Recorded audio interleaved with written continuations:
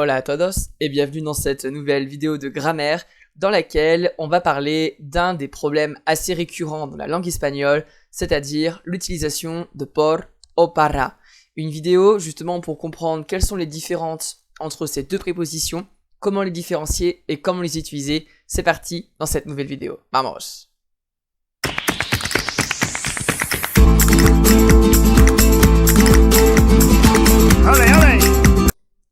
Bon, effectivement, dans la langue espagnole, et particulièrement dans la grammaire espagnole, on va se confronter à souvent deux problèmes.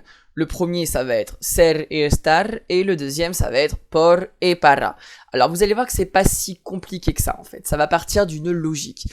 Dans cette vidéo, je vais diviser por et para. On va commencer par por, toutes les définitions de la préposition por, et ensuite, on se dirigera vers para, et après, quelques exercices de pratique. Allez, c'est parti pour justement, la première règle, por o para, on commence avec por. Alors, por, dans une phrase, il va se traduire par, dans une phrase passive. Exemple, el edificio ha sido construido por el arquitecto. Le bâtiment a été construit par l'architecte. Ici, j'ai une forme passive. L'architecte a construit le bâtiment a été construit par l'architecte. Donc, pour traduire ce par, je vais dire por. Deuxième utilisation, la cause. Dès lors où on va exprimer la cause, on va passer par por. Exemple, es por tu culpa. C'est uniquement par ta faute. C'est par ta faute. Es por tu culpa. Donc, pour traduire ce par, c'est par ta faute, por tu culpa. Troisième, il indique le lieu où l'on passe, où on se déplace. Alors, deux petites choses importantes. Si je passe par un endroit pour aller dans un autre, le par un endroit va se traduire par por. Exemple, paso por tu casa. Je passe par chez toi. Je passe par chez toi, paso por tu casa. Maintenant, si imaginons je suis à Madrid et je me déplace dans Madrid. Me paseo por Madrid. Je me promène dans Madrid. Attention, petit risque d'erreur. On ne dirait pas me paseo en Madrid, mais on dirait me paseo por Madrid. C'est-à-dire qu'il y a un mouvement. Si je suis à Madrid sans mouvement, là je dirais estoy en Madrid. En revanche, avec le verbe pasearse, conjugué ici à la première personne, me paseo, j'ai un mouvement dans un endroit, qu'il soit ouvert ou fermé. Une maison, une ville, un pays, un aéroport, que sais-je encore. Donc, me paseo por Madrid, on va indiquer qu'il y a un mouvement dans Madrid, et ce mouvement, je le fais parce que je me promène dans Madrid, donc me paseo por Madrid. Il indique également le prix. Si par exemple je veux dire te lo vendo por 5 euros, eh bien je te le vends pour 5 euros. Je te le vends pour 5 euros. Le pour va se traduire par por. Enfin, il va indiquer le moyen, c'est-à-dire un moyen de transport par exemple, ou un moyen de communication. Et ici on va utiliser donc nos llamamos por teléfono, on s'appelle par téléphone, au téléphone, nos llamamos por teléfono. D'accord? On ne dirait pas nos llamamos con teléfono. Non, on s'appelle avec téléphone, ça ne marcherait pas. On s'appelle par téléphone, nos llamamos por teléfono.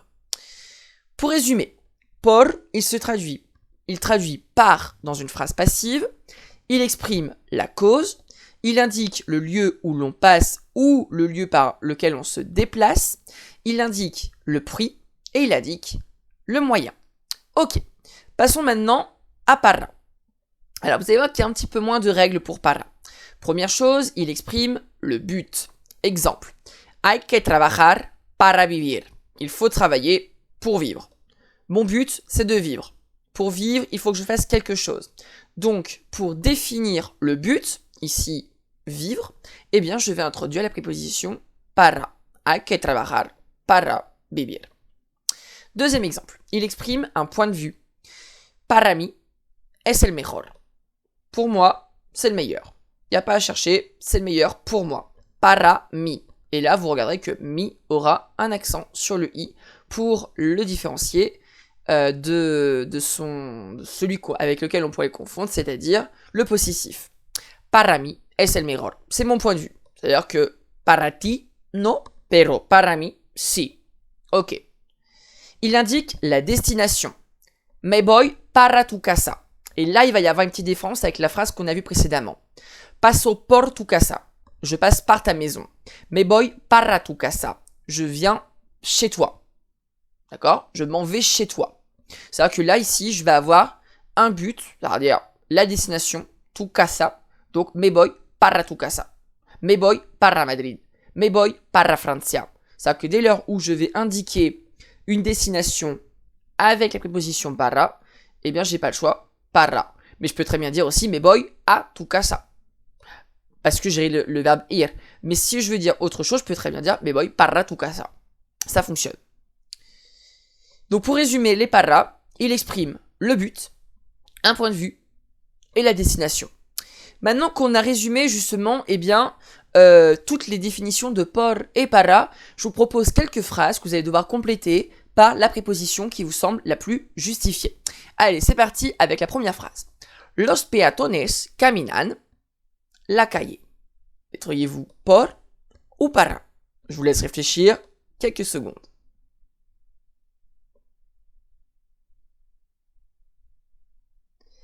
Ici, eh bien, vu que les piétons marchent dans la rue, on est dans un lieu ouvert, il y a un mouvement, donc ce sera por los peatones caminan por la calle. C'est le même exemple qu'on a vu mais paseo por Madrid, d'accord?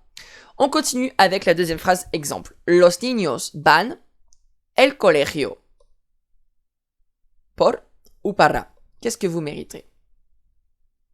Los niños van por el colegio ou los niños van para el cole.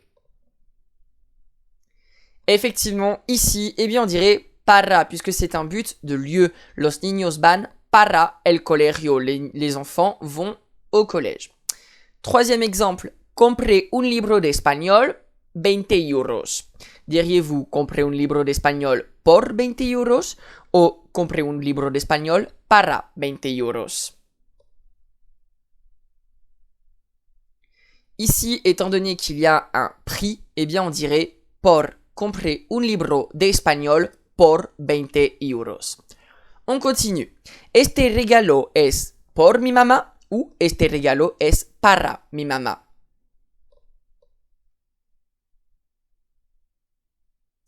Ici, étant donné que mama va devenir un but, eh bien je vais devoir dire para. Este regalo es para mi mamá. Il est pour ma maman, et donc du fait qu'il soit pour ma maman devient un but. Donc ce cadeau est pour ma mère, ma maman. Este regalo es para mi mamá. Phrase suivante.